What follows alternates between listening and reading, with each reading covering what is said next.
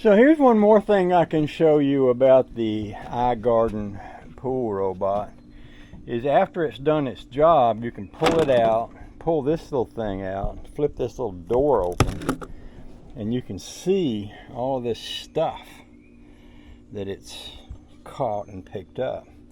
And then when you go to rinse this out, it's made in such a way where you can hold it down here, and then the door is open toward the ground, and all of this stuff is up here, so that when you spray it with a water hose to get this stuff out of it, you hold it here and you spray it that way and everything comes out. That way you're not in a position where it gets on you. I used to have one that you would get soaking wet just doing this, and on this one you don't. You can hold it away from you.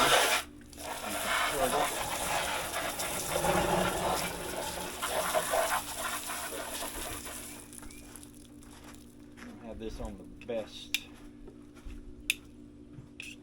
This is the best way.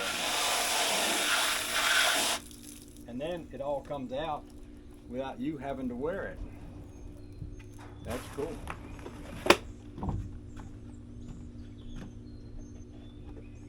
And then you just poke it back into place. And a lot of times I'll check my battery and see I've still got 2 bars. Now I had 1 bar when I put it in, now I've got 2 bars.